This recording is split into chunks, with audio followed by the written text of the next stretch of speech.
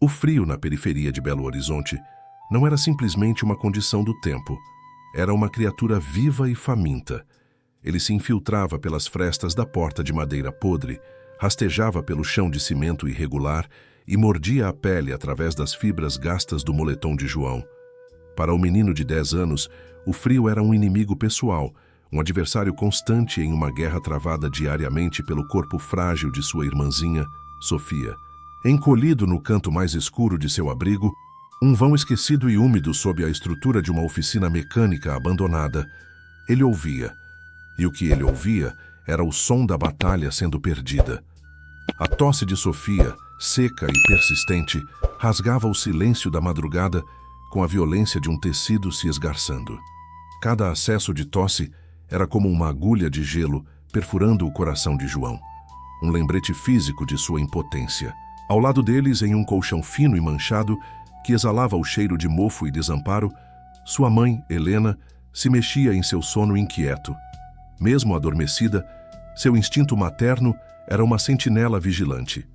Suas mãos, calejadas pelo trabalho que um dia tivera e agora pela incerteza, procuravam no escuro tateando o espaço vazio até encontrar o braço de Sofia, um gesto de proteção que sua cegueira não conseguia apagar. Helena não via o mundo com os olhos há anos, desde que uma febre traiçoeira, mal curada em um posto de saúde lotado, lhe roubara a visão como um ladrão noturno. Mas ela sentia o mundo com uma intensidade que, às vezes, assustava João. Ela sentia a febre de Sofia na pele da filha, uma brasa que queimava sob seus dedos. Ouvia a fraqueza na respiração sibilante de Sofia, um assobio fantasmagórico que denunciava o esforço de seus pequenos pulmões. E sentia a fome na quietude do estômago de João.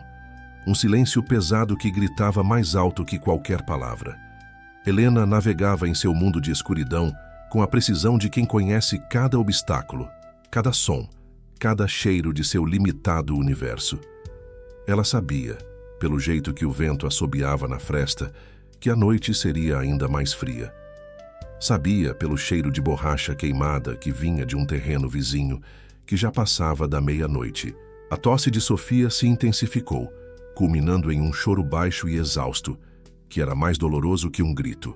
"Jô", ela sussurrou, usando o apelido que era um segredo entre os dois. "Tá doendo."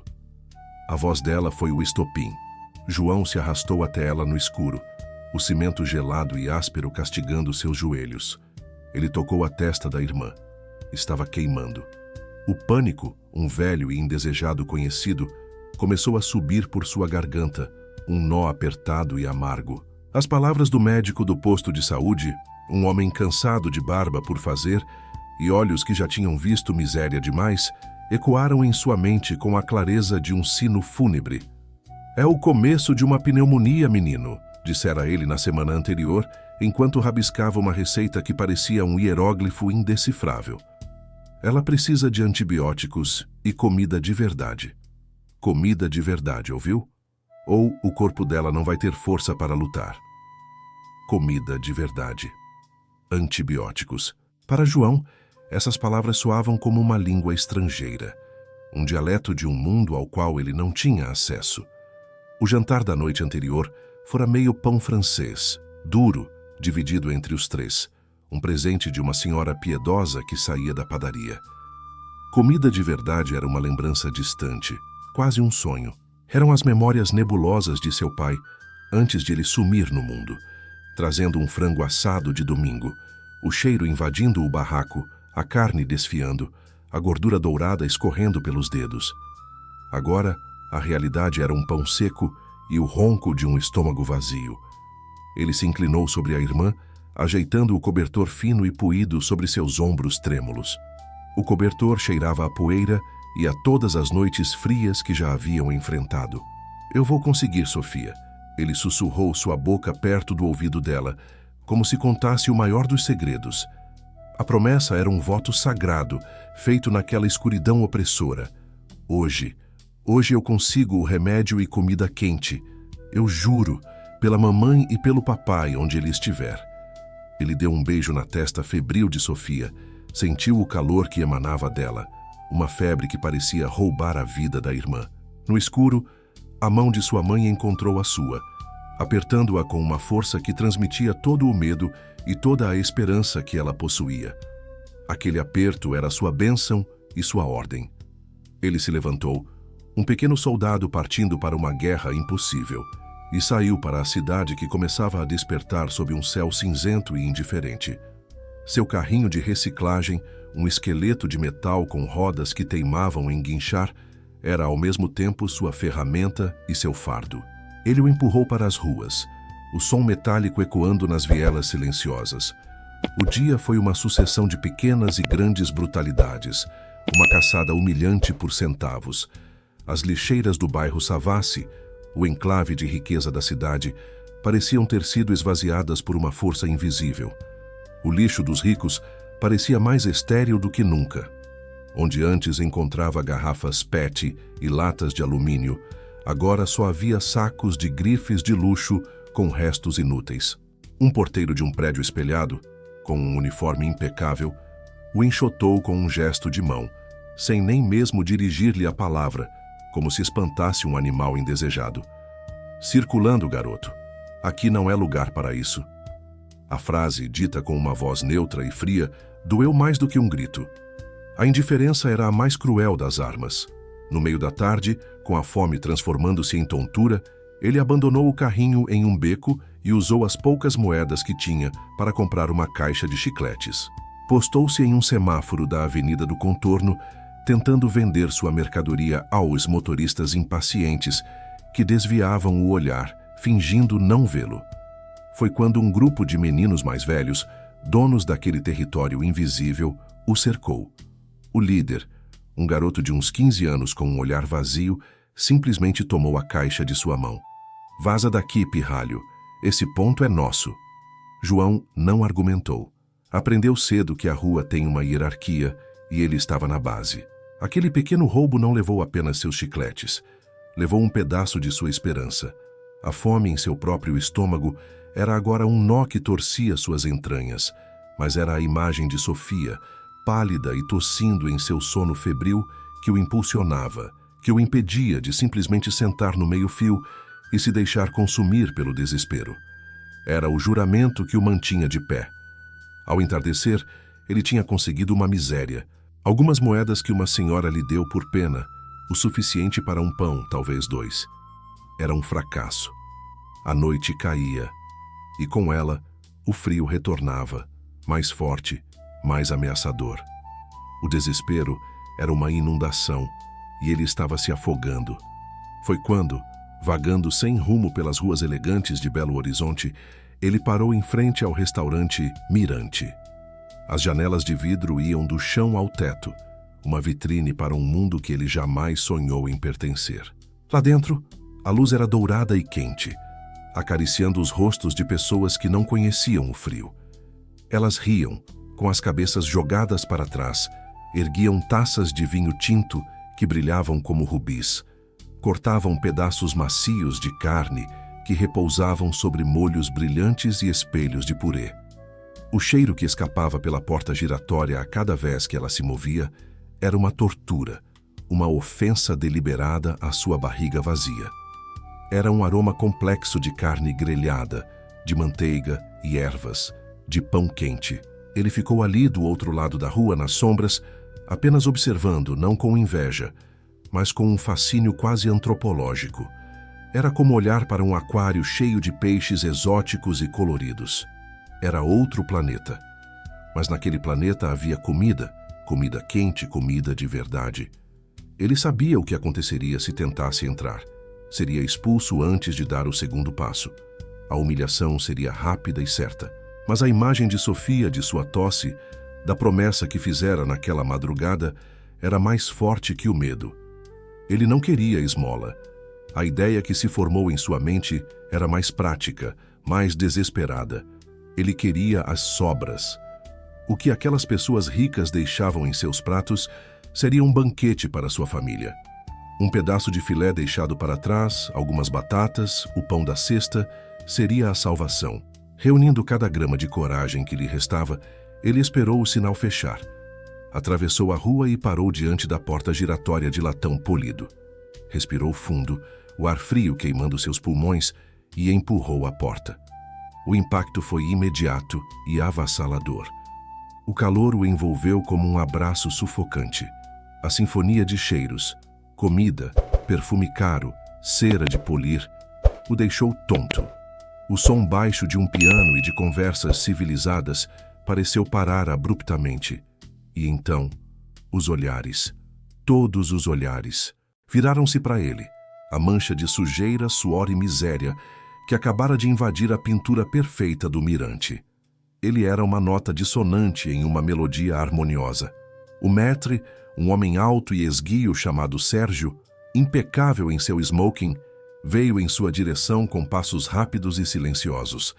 Seu rosto era uma máscara de repulsa contida, o sorriso profissional congelado em uma careta de desagrado. "Perdão, cavalheiro", ele disse. E o sarcasmo na palavra cavalheiro foi como um pequeno tapa no rosto de João. "Acredito que o senhor se enganou de porta. A entrada de serviço para entregas e colaboradores é pelos fundos." João sentiu o sangue subir ao rosto, uma vergonha quente que o queimava por dentro. Mas ele não recuou. Pensou em Sofia. "Moço", começou ele, a voz um fio trêmulo que mal se ouvia acima da música. "Eu não quero problema. Eu só queria saber se sobrou alguma comida. Qualquer coisa. É para minha irmã, ela está muito doente." Antes que Sérgio pudesse responder com a recusa fria e ensaiada que já se formava em seus lábios, uma voz jovem, arrastada e cheia de um tédio aristocrático, soou de uma grande mesa redonda perto da janela. "Deixe disso, Sérgio. O garoto me parece interessante. Eu cuido dele." Era Ricardo, um jovem que não devia ter mais de 25 anos, mas que carregava a arrogância de um rei. Cabelos loiros penteados para trás com gel, um relógio de ouro maciço brilhando em seu pulso, roupas de grife que custavam mais do que a família de João gastaria em uma vida inteira. Ele estava com um grupo de amigos, rapazes e moças, com a mesma aura de riqueza entediada, que olhavam para João como se ele fosse um espécime curioso em um laboratório. Ricardo fez um gesto com a mão, um gesto lento e displicente que se usia para chamar um cachorro. "Aproxime-se, venha cá, pequeno rato de esgoto. Ouvi dizer que está com fome." A humilhação do apelido foi pública e João sentiu os olhares de todo o restaurante sobre si. A vergonha era um casaco pesado e molhado, mas ele pensou em Sofia, engoliu o orgulho, que agora tinha um gosto de fel, e caminhou lentamente até a mesa. O cheiro da comida era tão forte que ele sentiu uma vertigem. Havia pratos com lagosta, filés altos e rosados, massas com lascas de trufas, e havia sobras, muitas sobras. "Sim, senhor, qualquer coisinha já ajuda." Ele sussurrou, os olhos fixos nos pratos, evitando o olhar de Ricardo. Ricardo sorriu, um sorriso predatório que não alcançava seus olhos frios e azuis. Ele se virou para os amigos como um mestre de cerimônias prestes a anunciar a principal atração. "O que acham? Um showzinho particular para animar nosso jantar? Este aqui tem cara de artista de rua." Os amigos riram, uma risada cúmplice e cruel. Eles eram o coro de sua arrogância. Ricardo se virou de volta para João, o sorriso se alargando. "Eu sou um homem de negócios, garoto. Gosto de trocas justas. Você quer a nossa comida?" Ele apontou com o garfo para um pedaço de filé quase intacto em seu prato. "Terá que nos dar algo em troca." Ele se recostou na cadeira, saboreando o momento, o poder absoluto que tinha sobre aquele menino faminto. O silêncio no restaurante era agora total. O pianista havia parado de tocar. As outras mesas, antes fingindo não ver, agora se viraram abertamente para assistir ao espetáculo cruel. "Ouvi você cantarolando lá fora. Uma musiquinha triste", disse Ricardo, estalando os dedos. "Cante para nós, aqui, agora. Cante para o seu jantar. Se a sua performance for convincente, talvez eu lhe dê os restos do meu filé." A humilhação era pública, calculada, desenhada para entretê-los. O coração de João se transformou em uma pedra de gelo em seu peito. A raiva e a vergonha o sufocavam. Ele queria gritar, virar as costas, cuspir no chão de mármore e sair daquele lugar. A dignidade que seu pai lhe ensinara em tempos melhores exigia isso. Mas então, como um fantasma, ele ouviu a tosse de Sofia em sua mente, viu o rosto preocupado de Helena na escuridão e soube que não tinha escolha. Seu orgulho não encheria a barriga de sua irmã, nem compraria seu remédio. Sua dignidade não baixaria a febre dela. Ele assentiu, uma única e quase imperceptível inclinação de cabeça. "Ótimo!" exclamou Ricardo, batendo palmas de forma teatral, um som agudo que ecoou no silêncio. "Vamos, nos entretenha. Cante algo bem triste que combine com sua aparência lamentável." João fechou os olhos. Naquele instante, ele precisava apagar o mundo. Baniu o salão de luxo, os rostos zombeteiros, o cheiro de comida que o torturava. Ele se transportou para o único lugar que era verdadeiramente seu. O cubículo escuro e úmido, ao lado de sua mãe, nas noites em que a solidão dela era tão palpável que ele sentia que podia tocá-la. E ele se lembrou. Lembrou-se de cantar para ela, para acalmar seus medos. A única canção que seu pai lhe ensinara antes de partir. Uma velha e triste canção folclórica sobre um passarinho que perdera seu ninho na tempestade e cantava para a lua, perguntando se suas penas poderiam se transformar em estrelas para guiar seu caminho de volta para casa. Ele respirou fundo, o ar parecendo não vir de seus pulmões, mas de um lugar mais profundo, de uma reserva de força que ele não sabia que possuía. E ele abriu a boca, pronto para transformar sua dor em som, sua humilhação em melodia. No silêncio suspenso do restaurante Mirante, um silêncio agora não mais de zombaria, mas de uma curiosidade tensa e predatória, João abriu a boca. E o que emergiu não foi a voz fina e vacilante de um menino de 10 anos, assustado e faminto. Foi algo outro. Um som que parecia vir da própria terra, das memórias de dor e da dignidade teimosa que floresce nos lugares mais áridos. Era a voz de uma alma antiga, pura, cristalina e carregada com o peso de uma tristeza tão genuína que o restaurante inteiro, coletivamente, prendeu a respiração. Não havia técnica apurada, não havia treinamento formal. Havia apenas uma verdade avassaladora. Cada nota era uma gota de chuva caindo em um solo seco, cada palavra, um eco de uma perda ancestral. Ele cantava de olhos fechados, o corpo magro balançando suavemente ao ritmo da melodia interna, as mãos pequenas fechadas em punho ao lado do corpo, como se segurassem toda a sua dor, toda a sua esperança. Sua voz, sem o amparo de nenhum instrumento, voava pelo salão passando pelas mesas de lagosta e de vinho caro, por cima das conversas triviais sobre negócios e viagens e tocando em algo que aquelas pessoas, em sua maioria, haviam esquecido há muito tempo: o próprio coração. A canção contava na história do passarinho que perdera seu ninho na tempestade. A melodia era simples, folclórica, mas na voz de João tornava-se uma ópera em miniatura. A tempestade não era apenas chuva e vento, era o desemprego do pai, a doença da mãe, a fome que roía por dentro. O ninho perdido não era apenas um emaranhado de galhos, era um lar, uma segurança, uma infância roubada. E o canto do passarinho para a lua, pedindo que suas penas se transformassem em estrelas para guiá-lo, não era um simples lamento, era uma prece desesperada por um milagre, por um caminho de volta para a luz. Em uma mesa discreta no canto, o senhor Gusmão parou com o garfo a meio caminho da boca. Um homem de cabelos grisalhos e elegância discreta, ele era um conhecido patrono das artes, um viúvo cuja solidão era sua companheira mais fiel em jantares silenciosos como aquele. Ele observara a cena se desenrolar com um desgosto crescente pela arrogância infantil de Ricardo Albuquerque. Era a crueldade casual dos privilegiados, um esporte que ele desprezava. Mas quando o menino começou a cantar, tudo o mais no universo desapareceu. Naquela voz, Gusmão não ouviu apenas a canção de um pássaro. Ele ouviu a história de sua própria vida. A tempestade fora a doença súbita que levara sua esposa, Lígia, anos atrás. O ninho perdido era sua casa, agora uma mansão silenciosa e vazia, cheia de ecos e fantasmas. E o canto para a lua era sua própria conversa noturna com as estrelas, perguntando-se se haveria um caminho de volta para a felicidade que um dia conhecera. A voz daquele menino maltrapilho era o som de sua própria alma, um espelho sonoro que refletia sua dor mais profunda com uma clareza insuportável e, ao mesmo tempo, redentora.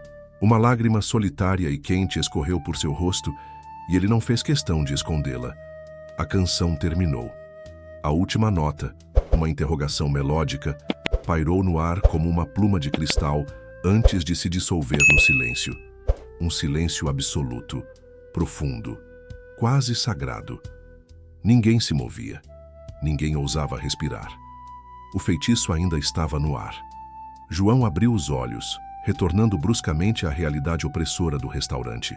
Ele olhou para Ricardo, esperando o deboche, a risada, o arremesso de um pedaço de pão. Mas o rosto de Ricardo estava pálido, a boca ligeiramente entreaberta, completamente desconcertado. Seus amigos, antes cúmplices na zombaria, olhavam para o menino com uma expressão de puro espanto, como se tivessem testemunhado um ato de mágica. Foi quando o silêncio foi quebrado. Um único aplauso, lento, deliberado, forte, vinha da mesa do canto. O Sr. Guzmão estava de pé, os olhos ainda úmidos, aplaudindo não para o menino, mas para a beleza que acabara de testemunhar. Seu aplauso solitário foi a permissão de que os outros precisavam. Um por um, os clientes do Mirante, executivos, socialites, casais em encontros românticos, se levantaram de suas cadeiras e começaram a aplaudir. A princípio, de forma contida, quase reverente, depois com uma emoção crescente, uma onda de som que varreu o salão até que o ambiente inteiro estava de pé em uma ovação estrondosa, um trovão de palmas que fazia os cristais dos lustres tremerem. Não era para um artista de rua, era para uma alma que se desnudara. Guzmão caminhou por entre as mesas, um homem cuja presença impunha um respeito natural, e parou em frente a João. E então ele fez algo que chocou a todos. Ele se ajoelhou. O homem mais rico e respeitado da sala, em seu terno de linho, ajoelhou-se no chão de mármore para ficar na altura dos olhos do menino. "Meu filho", ele disse, a voz embargada, mas firme. "Eu já paguei fortunas para ouvir os maiores cantores do mundo, no Municipal do Rio, em teatros na Europa.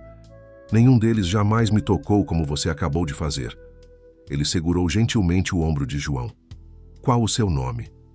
"João", ele sussurrou, ainda atordoado pela torrente de som e emoção.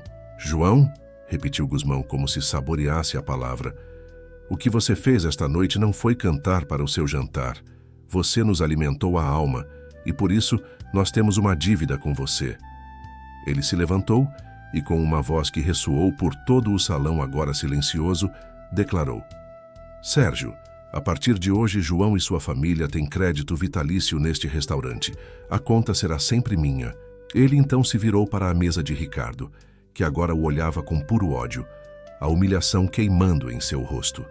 "E quanto a estes senhores", continuou Guzmão, o desprezo evidente em sua voz, "a conta deles também é minha.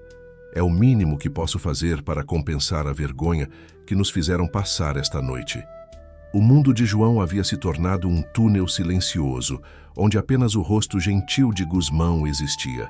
As palavras dele eram tão estranhas, tão contrárias a tudo que a vida lhe ensinara, que seu cérebro de 10 anos não conseguia processá-las. "Sérgio", chamou Guzmão, sua voz retomando a autoridade calma. "Por favor, uma mesa para 2, para mim e para o meu convidado de honra." O maître, antes uma muralha de desprezo, agora se curvava em uma vênia quase cômica. "Imediatamente, senhor Guzmão. A melhor mesa, claro." Enquanto era guiado por entre as mesas, sob os olhares agora curiosos e admirados dos outros clientes, João vislumbrou Ricardo. O jovem rico, que momentos antes era o rei do universo, agora estava em sua mesa, isolado em sua própria humilhação. Seus amigos o olhavam com uma nova expressão, uma mistura de espanto e um certo distanciamento. O rosto de Ricardo estava vermelho de fúria. Foi um olhar que durou apenas um segundo, mas que prometia uma guerra. Guzmão fez com que João se sentasse em sua mesa preferida, em um canto discreto com um sofá de veludo vermelho. "Você deve estar com fome", ele disse com uma gentileza que deixava João ainda mais desarmado. Ele não olhou o cardápio, apenas disse ao garçom: Traga, por favor, uma sopa de legumes bem quente com pedaços de frango, um pão macio e um copo de leite morno, para começar. Ele sabia que um estômago faminto não aguentaria a comida rica e pesada do resto do menu. Sabia que o menino precisava de conforto, de calor, não de um banquete. Esse pequeno detalhe, essa compreensão silenciosa, foi o que começou a quebrar as defesas de João. A sopa chegou em uma tigela de porcelana branca, fumegante, com um cheiro que prometia lar. João, cujas mãos estavam acostumadas a segurar latinhas amassadas, agora segurava uma colher de prata pesada. Ele comeu.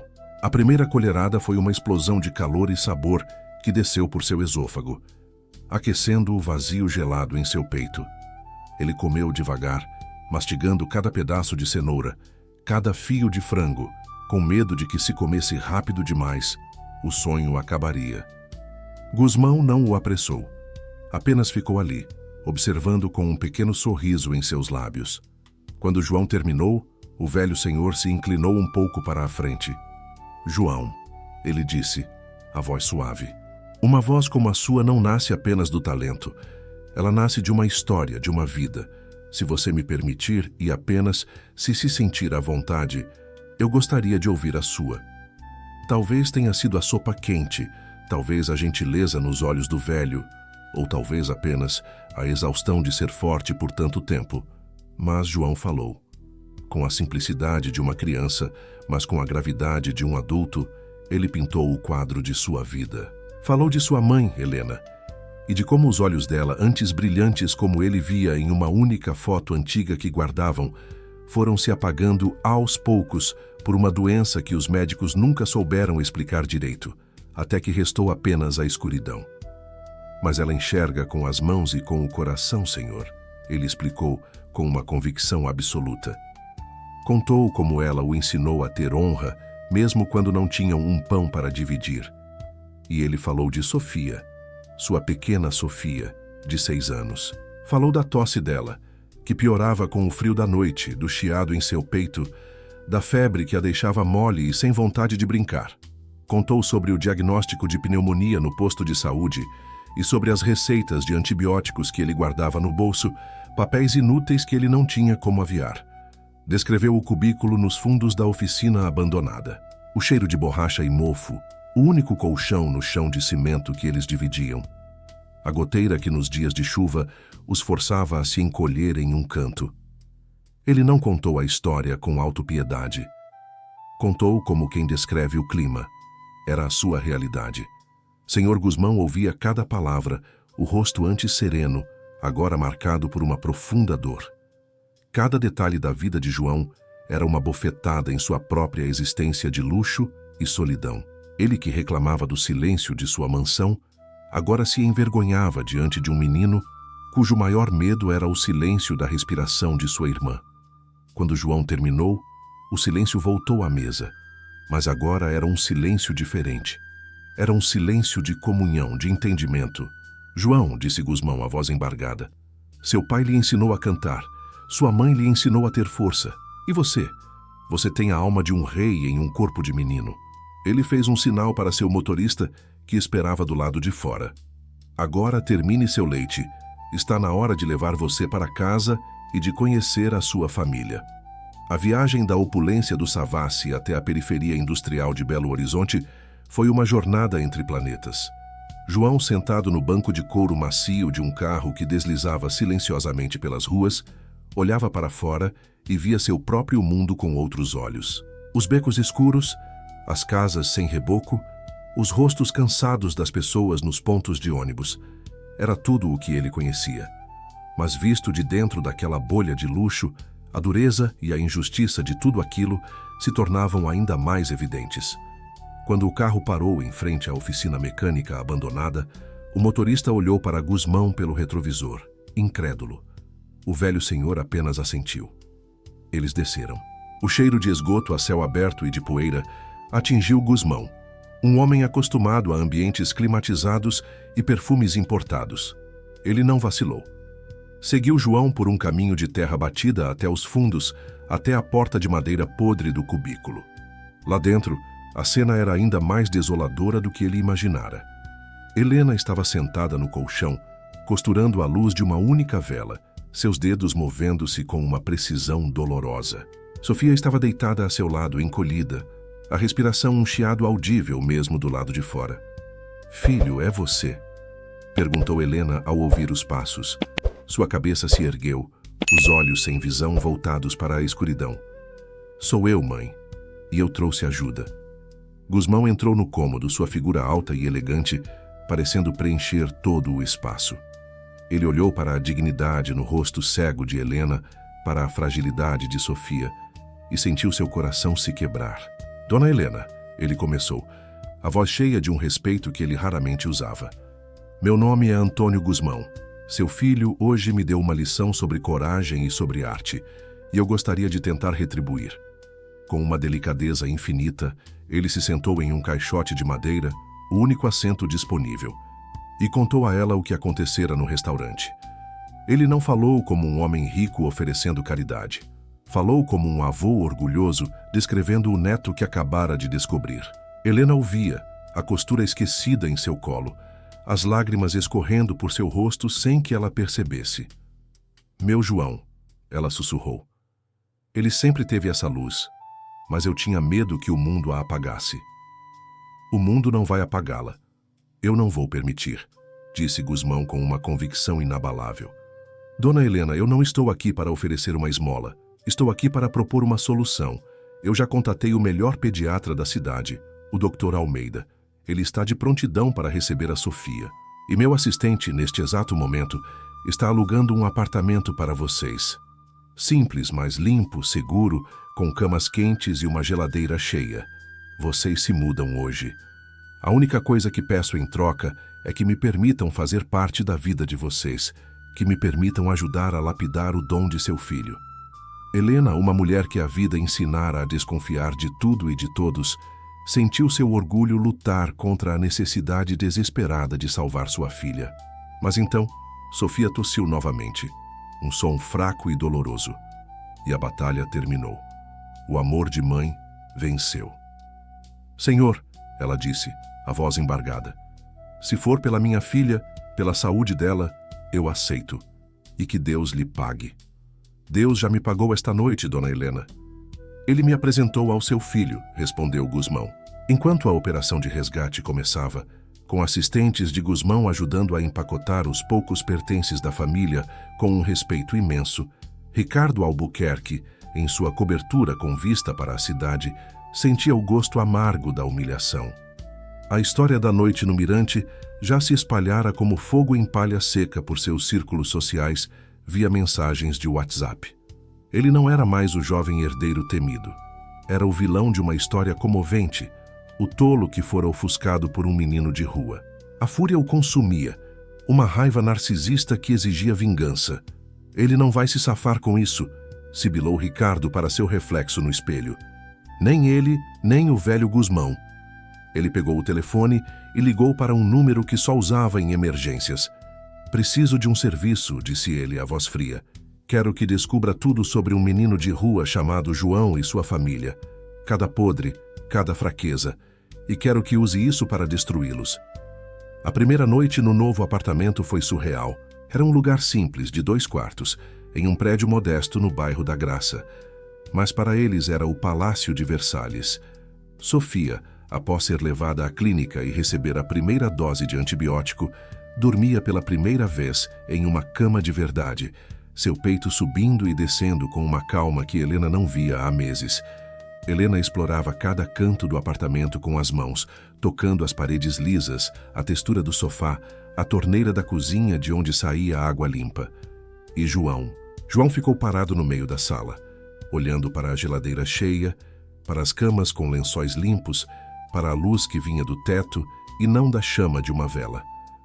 A promessa que fizera a Sofia naquela madrugada havia sido cumprida de uma forma que ele jamais poderia ter sonhado. Na manhã seguinte, Gusmão os visitou. Ele trouxe um médico para avaliar Helena e, para João, trouxe um presente. Um violão. Não era novo, mas era um instrumento de madeira escura, com as cordas novas e perfeitamente afinado. Um artista precisa de sua ferramenta, disse Gusmão. João o pegou como se fosse um objeto sagrado. Ele tocou as cordas e o som que saiu era limpo, forte, cheio de promessas. Era um momento de paz, de esperança pura, o primeiro acorde de uma nova vida. Mas enquanto ele tocava, a campainha do apartamento tocou, um som agudo e estranho naquele novo ambiente. Helena foi atender. Na porta estavam 2 funcionários do conselho tutelar, um homem e uma mulher, com expressões sérias e uma prancheta nas mãos. "Bom dia", disse a mulher, sua voz profissional e desprovida de emoção. "Viemos averiguar uma denúncia anônima sobre a situação de 2 crianças em situação de guarda irregular." Gusmão se levantou, o rosto se fechando. Ele olhou para Helena e João, que haviam congelado. A primeira arma de Ricardo havia sido disparada, e seu alvo era o frágil coração daquela família recém-formada.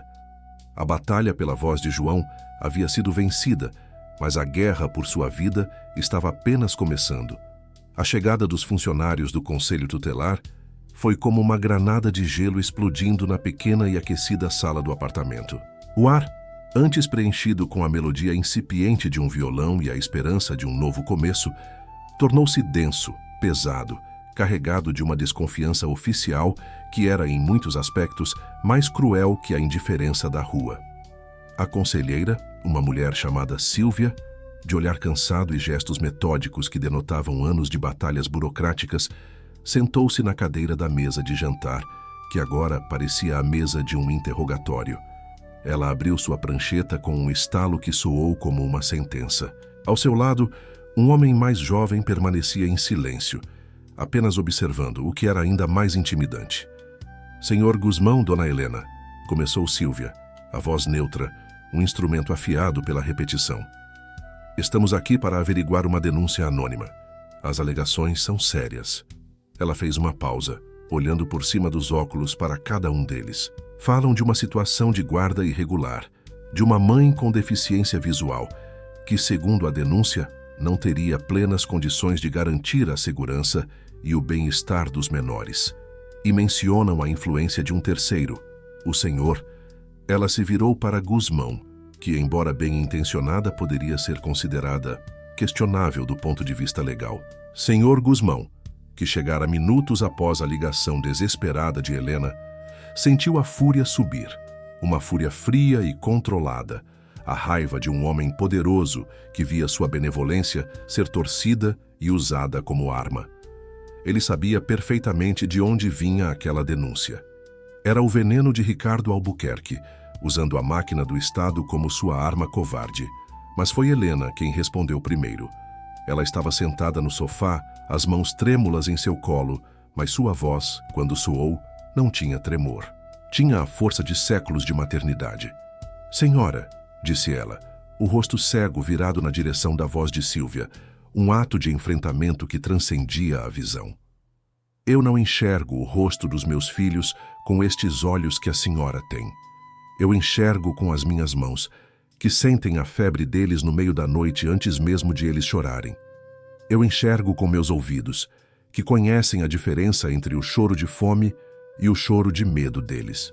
Eu sei quando o João está preocupado só pelo jeito que os pés dele se arrastam no chão." Ela fez uma pausa, e o silêncio na sala era absoluto.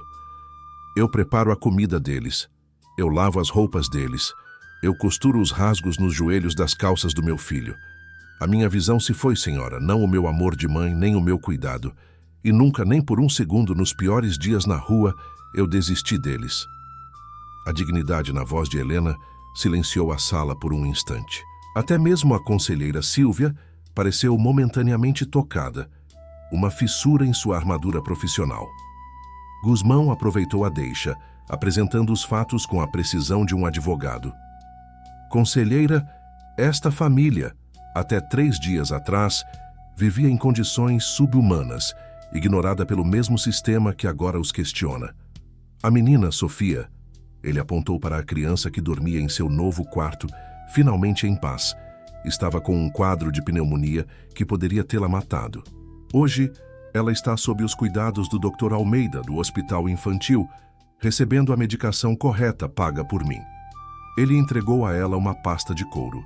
Aqui estão os primeiros relatórios médicos, o contrato de aluguel deste apartamento em meu nome e os comprovantes de matrícula de João e Sofia em uma escola integral. Minha influência questionável tem sido apenas a de prover a eles os direitos básicos que lhes foram negados a vida inteira. Se garantir saúde, moradia e educação a 2 crianças brasileiras é um crime, então me prendam. Silvia analisou os documentos. Ela era uma mulher do sistema, acostumada a ver o pior da natureza humana. Via a lógica perversa na denúncia. Um milionário, 2 crianças de rua, uma mãe cega. A história era de fato irregular, mas ela também via a realidade à sua frente. Via a geladeira cheia, as camas arrumadas, os remédios sobre a mesa e via, acima de tudo, o vínculo inegável entre aquelas 3 pessoas. Eu entendo, Sr. Guzmão, disse ela após um longo silêncio, fechando a pasta. O ambiente, à primeira vista, parece adequado e benéfico para as crianças. Mas a denúncia foi feita e eu sou obrigada a abrir um processo de averiguação. Um relatório completo será encaminhado a um juiz da Vara da Infância e Juventude. Ele decidirá os próximos passos. Até lá faremos visitas regulares, sem aviso prévio, para acompanhar a situação. Ela se levantou. E um conselho, disse, olhando diretamente para Guzmão. Sugiro que o senhor regularize sua posição legal em relação a eles o mais rápido possível. Boa vontade, infelizmente, não tem valor jurídico. A visita terminou, mas a ameaça permaneceu, pairando sobre eles como uma espada. A alegria do novo lar havia sido manchada pela ansiedade de poder perdê-lo a qualquer momento. Ele não vai parar, disse Helena quando ficaram sozinhos, a voz um sussurro. Aquele rapaz do restaurante, ele tem maldade nos olhos. Não, ele não vai parar, concordou Guzmão, o rosto endurecido pela raiva. Mas nós também não. Ele quer uma guerra, terá uma, mas vamos lutar em nosso próprio campo de batalha. Naquela mesma tarde, Guzmão acionou sua verdadeira tropa de elite em seu escritório no topo de um arranha-céu no centro de Belo Horizonte. Sentados à sua frente estavam seu advogado, um homem conhecido pela agressividade nos tribunais, e um investigador particular, um ex-policial federal com uma reputação de discrição e eficiência.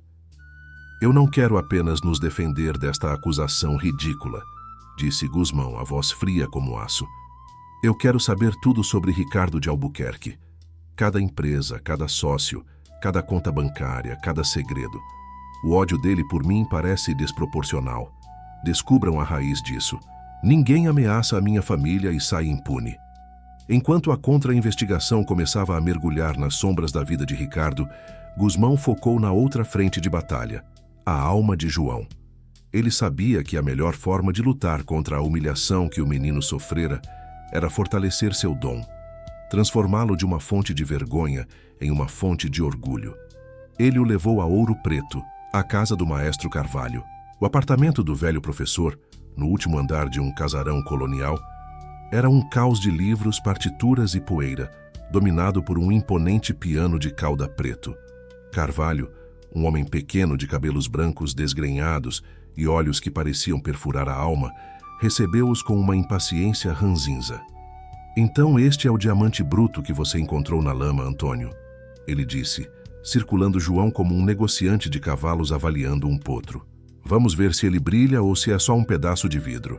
Cante, menino. Intimidado, João cantou a mesma canção do restaurante. Sua voz, crua e cheia de emoção, ecoou pela sala com tetos altos. Quando terminou, o maestro ficou em silêncio, o rosto impassível. Terrível, ele decretou, completamente indisciplinado. Você joga as notas fora como se fossem lixo. Sua respiração é um desastre. Sua postura é um insulto à arte do canto. O coração de João afundou. Ele olhou para Guzmão envergonhado. Mas continuou o maestro, aproximando-se e cutucando o peito de João com um dedo fino e ossudo. Aqui dentro, há um anjo chorando. Há uma verdade que a maioria dos cantores que eu treino, com toda a sua técnica perfeita, nunca terá. Você não canta. Sua alma canta através de você. E isso, meu caro menino, é raro. Ele se virou para Guzmão. Ele é um desastre e é genial. Vai me dar um trabalho infernal. Eu aceito. As aulas eram um tormento. O maestro Carvalho era um tirano. Exigia exercícios de respiração que deixavam João sem ar, escalas repetidas até a perfeição, lições de teoria musical que pareciam uma língua alienígena. "Sua dor te deu o sentimento", gritava ele. "Agora eu vou te dar a arma para expressá-la, para que sua dor não seja um sussurro, mas um trovão que abala o mundo." Houve momentos em que João, frustrado e com a garganta ardendo, quis desistir. Mas Gusmão estava sempre lá.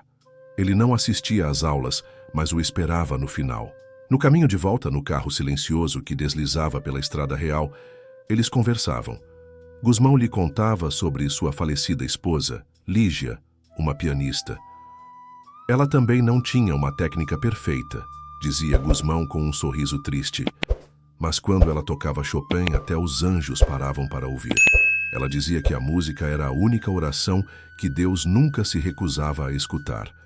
Acho que vocês dois teriam se entendido muito bem." Nessas conversas, João começou a ver Gusmão não mais como um senhor, um benfeitor, mas como um amigo, um avô. A paz, no entanto, era frágil. Ricardo, ao saber que sua denúncia não surtira o efeito imediato de remover as crianças, partiu para o segundo ataque, mais sujo e mais público. Ele pagou uma fortuna a um jornalista de um blog de fofocas sensacionalista. A matéria foi publicada em uma sexta-feira, calculada para viralizar durante o fim de semana. A manchete era uma facada. O conto do anjo. A farsa do menino de rua que usa a mãe cega e irmã doente para enganar milionário solitário. O texto era um veneno destilado. Usava fotos antigas de João catando lixo, o rosto sujo, tiradas fora de contexto. Insinuava que Helena, sua mãe, era uma alcoólatra que usava a cegueira para gerar pena e descrevia Gusmão como um velho solitário e senil, sendo manipulado por uma família de golpistas profissionais. A matéria não apresentava provas, apenas fontes anônimas e insinuações maldosas. Mas no tribunal da internet, isso era o suficiente. O impacto foi um tsunami. No prédio novo, os vizinhos que antes sorriam para eles, agora desviavam o olhar. Helena, que saía para sentir o sol no pequeno jardim do condomínio, ouviu duas mulheres cochichando. Coitado do velho, sendo enganado por essa gente. Ela se fechou no apartamento, a vergonha uma capa pesada sobre seus ombros. Para João foi o golpe mais duro. Ele acabara de ser matriculado em uma boa escola particular perto de casa, um sonho tornado realidade por Gusmão. Na segunda-feira, ao chegar, ele era o centro de todos os olhares. "E aí, golpista? Conseguiu enganar mais alguém hoje?" disse um menino no corredor. "Cuidado com a carteira, pessoal. O menino do mirante está na área", gritou o outro. João sentiu o chão sumir. A humilhação era 1000 vezes pior que a do restaurante. Lá, ele era um anônimo. Aqui todos sabiam seu nome e o usavam como uma arma contra ele. Naquela noite ele se trancou no quarto. Não quis jantar, não tocou no violão, apenas ficou ali, encolhido na cama, desejando ser invisível de novo. Gusmão bateu na porta. Ao entrar, encontrou o menino na escuridão, o corpo tremendo. "Eu não aguento mais, seu Gusmão", ele sussurrou, a voz quebrada. "Eu quero ir embora, voltar para a rua. Lá ninguém me conhece. Talvez o Ricardo esteja certo. Eu sou só um menino da rua. Eu não pertenço a esse mundo. Eu só trago vergonha para o senhor, para minha mãe." O desespero na voz dele era absoluto. A arma de Ricardo havia encontrado seu coração. Gusmão sentou-se na beira da cama. Ele não disse, "Não ligue" ou "Isso vai passar." Ele olhou nos olhos do menino e sua voz era grave e cheia de uma força tranquila. "João, as pessoas como o Ricardo não te odeiam porque você é pobre. Elas te odeiam porque você é de verdade, e a sua verdade expõe a mentira deles. Sua voz, sua honra, seu amor por sua família. Isso é algo que o dinheiro deles nunca poderá comprar, e isso os aterroriza." Ele colocou a mão no ombro de João. "Se você se calar agora, você está dizendo que eles venceram, que a mentira deles é mais forte que a sua verdade. E isso não é verdade. Cantar para você não é mais uma opção. É uma necessidade, é a sua resposta, é a sua arma." João o olhava, as lágrimas parando de cair, a determinação começando a substituir o desespero. "Daqui a 2 semanas", continuou Gusmão, os olhos brilhando com uma ideia ousada. Acontecerá o baile de gala da Orquestra Filarmônica de Minas Gerais no Palácio das Artes, o evento social mais importante do ano. Todos que importam nesta cidade estarão lá, inclusive Ricardo e sua laia de amigos vazios. Ele se inclinou, a voz um sussurro conspiratório. Aquele menino te humilhou num restaurante para uma plateia de 50 pessoas. Eu quero que você responda, mas para uma plateia de 500. Quero que você suba naquele palco como a atração musical surpresa do baile. E quero que você cante, não para eles, mas para si mesmo, para sua mãe, para sua irmã, para mostrar a todos eles que a alma não tem preço e que a arte não tem classe social. A proposta era monumental, aterrorizante. O medo era paralisante. Mas então João olhou nos olhos de Gusmão e viu um voto de confiança inabalável. Pensou em sua mãe, chorando em silêncio por causa de uma fofoca maldosa. Pensou em Sofia, que merecia um mundo melhor. Eu faço, disse João, a voz ainda trêmula, mas com uma nova e dura resolução queimando em seu peito. Eu vou cantar. Enquanto João e o maestro Carvalho intensificavam o treinamento, a investigação de Gusmão sobre Ricardo finalmente encontrou a chave que procurava. Veio de um lugar inesperado. Um velho contador aposentado, um homem que guardara os segredos da família Albuquerque por mais de 40 anos e que fora demitido sem cerimônia quando a empresa começou a afundar. O homem contou uma história que parecia uma tragédia grega. 25 anos atrás, Gusmão e o pai de Ricardo, que na época eram melhores amigos e sócios, estavam à beira da falência. O pai de Ricardo, um homem bom, mas um péssimo administrador, viciado em jogos e em apostas arriscadas, havia contraído uma dívida impagável e cometido uma fraude fiscal para tentar cobri-la. A descoberta era iminente. Desesperado, ele confessou tudo a Gusmão. E Gusmão, vendo o desespero do amigo, tomou uma decisão que mudaria suas vidas. Ele usou sua própria herança para quitar secretamente todas as dívidas do amigo, salvando-o da prisão e da ruína pública. A única condição foi que o ato permanecesse um segredo absoluto. Gusmão se afastou da sociedade e os dois seguiram caminhos separados, ligados para sempre por aquele segredo. O pai de Ricardo nunca se recuperou do golpe em seu orgulho.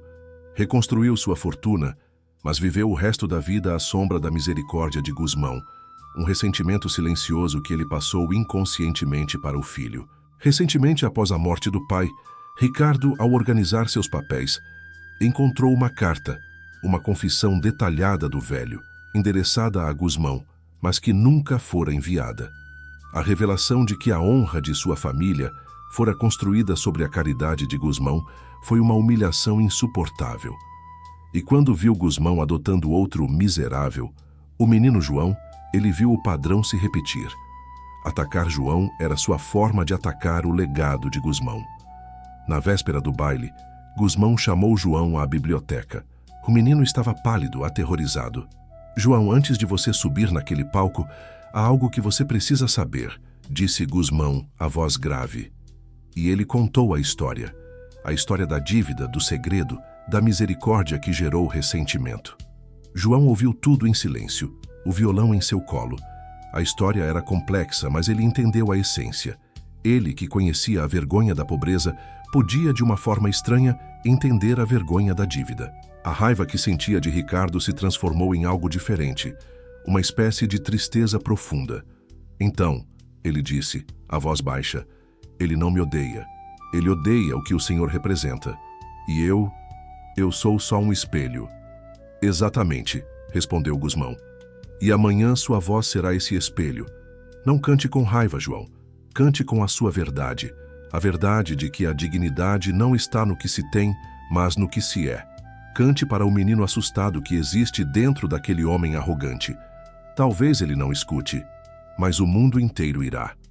A revelação deu a João um novo propósito.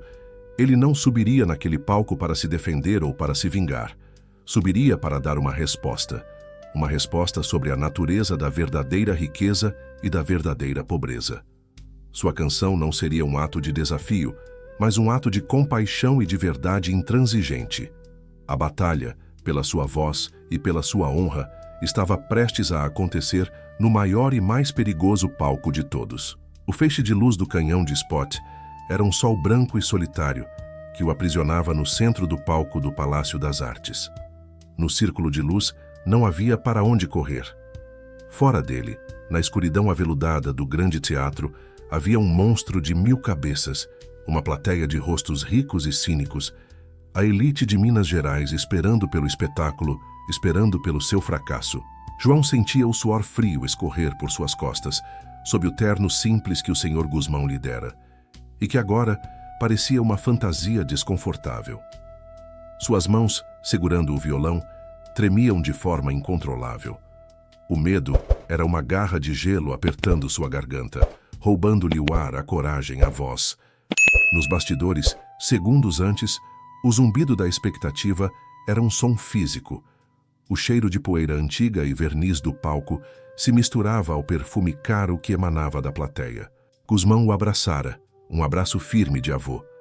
"Não se esqueça do que conversamos, João", ele sussurrou em seu ouvido. "Você não está lutando contra ele, está cantando para a ferida dele. Cante a sua verdade, meu neto. Apenas isso." As palavras eram um amuleto, mas agora, sob o peso de 500 pares de olhos, o amuleto parecia ter perdido seu poder.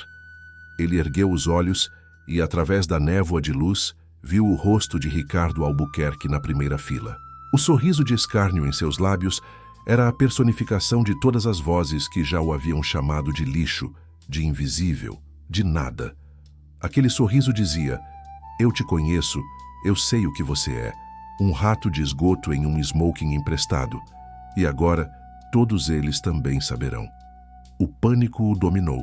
As notas, as palavras, as horas de ensaio torturantes com o maestro Carvalho, tudo desapareceu. Sua mente era uma tela em branco, um deserto de pavor. Ele abriu a boca para cantar, mas nenhum som saiu, apenas um sopro de ar inaudível. O silêncio no teatro, antes expectante, agora se tornava pesado, constrangedor. Ele ouviu um riso abafado vindo da mesa de Ricardo, um som cruel que o atingiu como uma pedra. A humilhação estava acontecendo, exatamente como Ricardo planejara. Ele ia quebrar. Estava prestes a se levantar e fugir, a ceder à sua condição, a confirmar para todos que ele não pertencia àquele lugar. Mas então, ele fechou os olhos.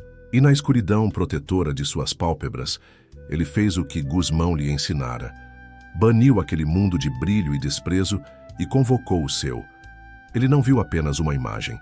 Ele sentiu. Sentiu o toque dos dedos de sua mãe, Helena, lendo seu rosto como se fosse um livro em braille, sentindo sua angústia e lhe transmitindo força. Viu sua irmã Sofia respirando com tranquilidade em uma cama quente pela primeira vez, o chiado em seu peito substituído por um suspiro de paz, um som que era a mais bela das músicas. Viu o olhar de confiança inabalável do Sr. Gusmão, um olhar que dizia: "Eu acredito em você", com mais força do que qualquer palavra. E ouviu a voz rouca do maestro Carvalho em sua cabeça, gritando durante um ensaio: "Não cante para eles, menino, cante para a sua dor, transforme sua ferida em uma catedral e convide-os a rezar nela." Ele respirou fundo 1, 2, 3 vezes. O ar que encheu seus pulmões não era mais o ar viciado do medo, era o ar de sua própria história, de sua verdade. Seus dedos, agora firmes, encontraram as cordas do violão, e ele tocou o primeiro acorde. Um acorde simples, menor, triste, mas não derrotado. Um som limpo e puro que cortou a tensão do salão como uma faca. E então ele começou a cantar. A canção, que ele e Gusmão haviam batizado de Castelo de Ouro, era a sua resposta. A voz que saiu de João não era a de uma criança, era a de uma alma. A técnica que o maestro lhe dera estava lá, o controle da respiração, a projeção que alcançava o último canto do teatro, a afinação perfeita. Mas por baixo da técnica, a emoção crua, a verdade de sua vida, pulsava como um coração exposto. "Ergueste um castelo com muros de ouro", sua voz soou clara e forte, "e trancas de prata para te proteger. Contando moedas, teu único tesouro, num trono vazio com medo de ser." A plateia, que esperava um desastre ou uma curiosidade patética, ficou em um silêncio atônito. Os cochichos pararam. Os garçons, que se moviam silenciosamente entre as mesas, congelaram onde estavam. Uma mulher na segunda fila, usando um colar de diamantes que poderia alimentar a família de João por uma vida inteira, levou a mão à boca, os olhos arregalados. João continuou de olhos fechados, cantando a história de dois homens, de dois mundos. Eu venho da terra, do frio e do nada. Meu único manto é o amanhecer. Minha única herança, a estrada poeirenta, mas meu coração é rico por te pertencer. As palavras eram simples, mas a melodia e a entrega de João lhes davam um peso profundo. A canção se tornou um espelho, e cada pessoa naquele salão via nela um pedaço de seu próprio reflexo. A solidão que se esconde atrás de fachadas de sucesso, a fome de afeto que nenhuma fortuna pode saciar, o medo de ser vulnerável. Na primeira fila, o sorriso de Ricardo havia se desfeito completamente. Seu rosto estava pálido. A canção era um ataque, mas um ataque que ele não podia rebater. Não era uma acusação, era um diagnóstico. O castelo de ouro, o trono vazio, o medo. As palavras de um menino de rua estavam descrevendo sua alma com uma precisão que o aterrorizava. Ele olhou para os amigos ao seu lado. Eles não o olhavam mais com cumplicidade. Olhavam para João, hipnotizados. Pela primeira vez em sua vida, Ricardo se sentiu completamente sozinho no meio da multidão. Na mesa dos fundos, Gusmão chorava abertamente, sem vergonha. Não eram lágrimas de pena, eram de orgulho, de catarse. Ele via na performance de João a concretização de tudo em que acreditava. A beleza vencendo a brutalidade, a verdade desarmando a arrogância. Via na força daquela pequena figura no palco a maior e mais bela vingança que se poderia ter.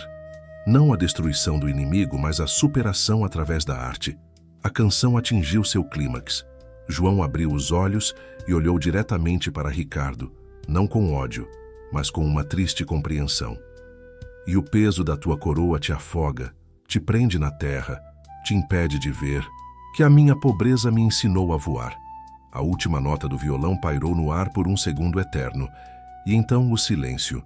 Um silêncio tão denso, tão carregado, que parecia que o mundo havia parado de girar.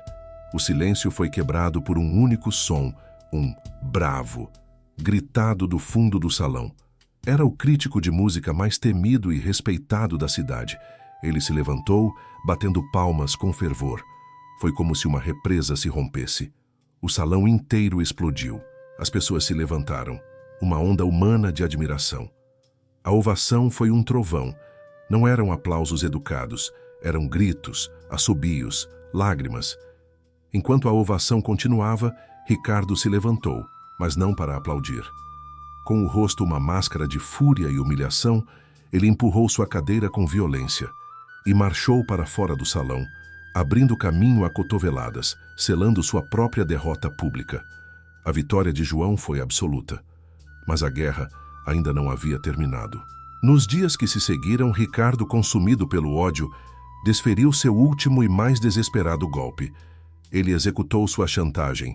Gusmão recebeu o vídeo da ex-enfermeira, a mentira monstruosa sobre seu filho Mateus.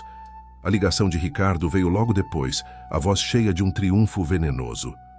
O mundo inteiro conhecerá o monstro que abandona o próprio filho deficiente. Gusmão sentiu o chão se abrir. A lógica lhe dizia para lutar, mas seu coração, ferido e cansado, só queria proteger a memória de sua família. Ele pensou em ceder. Foi João quem o encontrou em seu escritório escuro, olhando para uma foto de sua falecida esposa. Ao ouvir a história, João, agora preenchido por uma força que não sabia que tinha, não sentiu medo. Sentiu raiva, uma raiva justa. "E o Senhor vai deixar?" perguntou o menino, a voz firme. "Vai deixar um mentiroso vencer? O Senhor me ensinou a lutar com a minha voz.